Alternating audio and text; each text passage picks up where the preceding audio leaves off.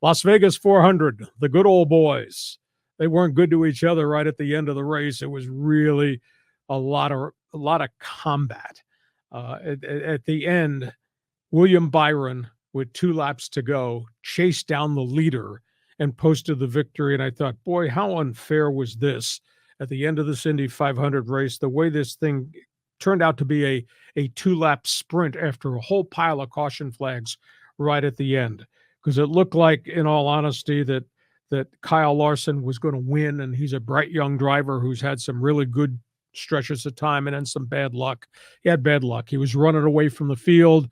Car in the back of the pack hit the wall, brought out the caution.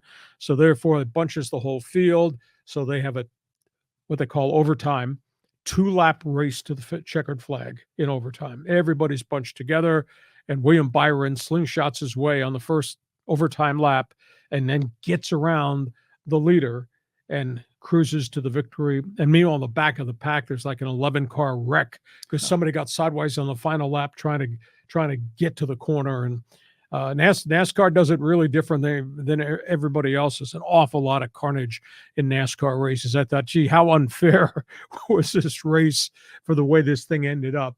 But good old boys, they do swap paint. They do bang on bumpers.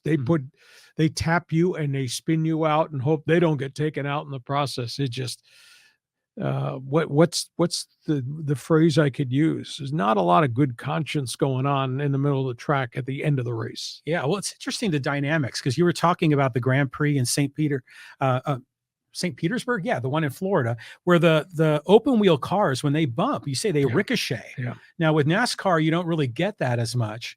But yeah, those cars are going 200 miles an hour down the straightaways, and they're just banging. Well, yeah, I think top speed for the most part in traffic is 160 to 180. But somebody gets sideways, there's nowhere to go.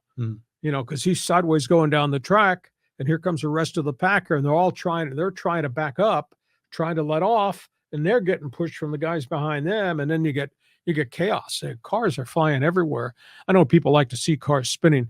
NASCAR's done a tremendous job with downforce packages to keep the cars from getting air under them and flipping, because that's a horrific thing. We've had a couple of incidents in maybe the last 3 years where guys have gotten upside down, but NASCAR has done a tremendous job in terms of what they've done with the roofs and the dams in the front, gets the air and does not allow the car to lift.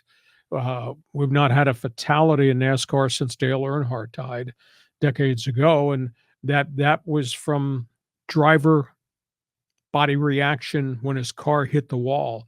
That led to the soft walls, which give if a car hits a soft wall, although the driver still gets a jolt. But they've got the Hans devices now hooked to their helmets that strap them in so the fact they can't snap their neck, which is how Dale Earnhardt died. So they've done a tremendous job in safety. But I've been on the pit wall at Fontana Speedway. I was with Tony Stewart's team, and they let me hang on the pit wall as a reporter. And to see these guys do 160 to 180 in pack racing, bumper to bumper, knowing full well that the turbulence of the air is front car to back car, it's just amazing. These guys have no fear. Now, they're well protected. NASCAR's done a great job with the safety rules. But just to sit there and see the speed and to see the bold moves and then know if somebody gets out of whack, it's going to cause a mess behind them.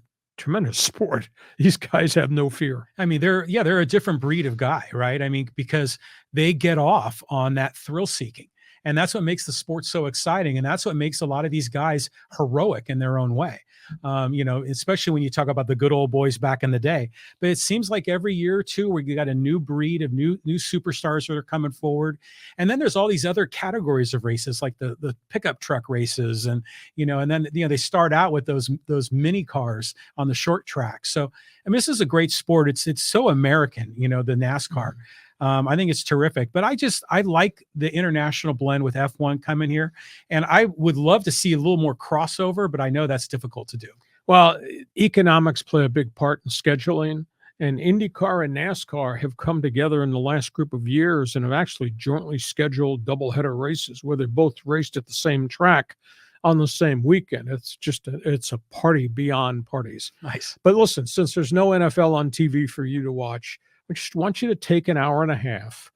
Now, I know you got Netflix and you've seen every film that's ever been made. Have you ever seen Days of Thunder? Yes, I Okay, did. with Tom Cruise. So Yeah. that's kind of a Yeah. that's a short story of what NASCAR used to be. Yeah. It's pretty good.